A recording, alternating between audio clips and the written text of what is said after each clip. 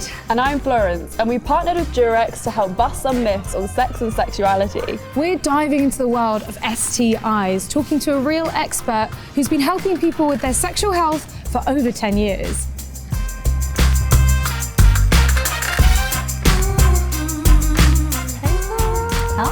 Hello. Good morning. Welcome to our bedroom. Oh, thank you for having me. cozy. This is very cozy, I must say. You are a sexual health expert. I am. What do you do?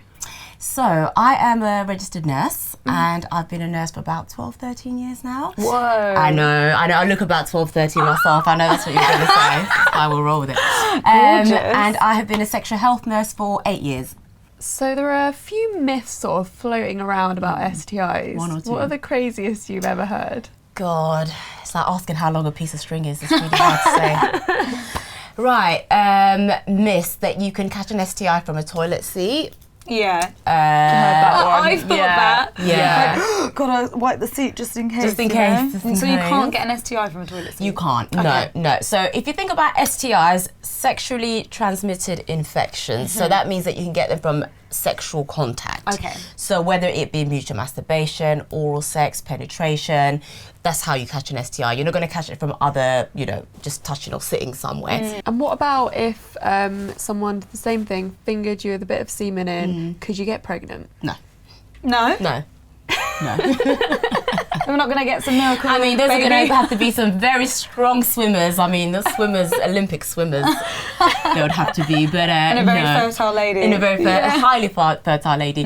But no, you cannot get pregnant from being fingered. Okay. Yeah, but that is a myth. Yeah. What else? So I remember doing sex education in a secondary school, which is probably like the most daunting and scariest thing you could possibly ever do. A room full of teenagers, and you say, imagine. ask me anything about sex.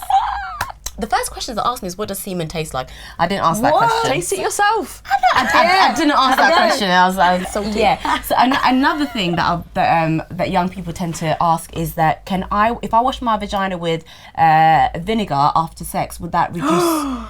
Would that kill any infection? Vinegar, like fish and chips vinegar? Vinegar, nail polish remover. Oh, yeah, no. I did sex education for girls, and I did one for boys and one for girls. And a lot of the girls were like, yeah, because I heard that if you use like things like alcohol or anything that has like strong chemicals shoving in it, a bottle and of vodka in you there? can just clean your vagina after sex, and that will stop you. That will kill the bacteria. And I was like, do not put alcohol Oh my or vinegar God. or nail polish remover on your genitals.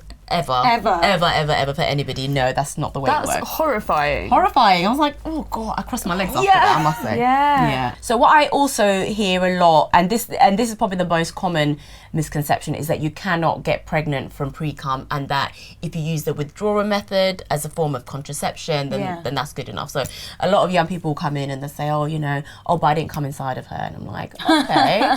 Oh, he didn't come inside of me.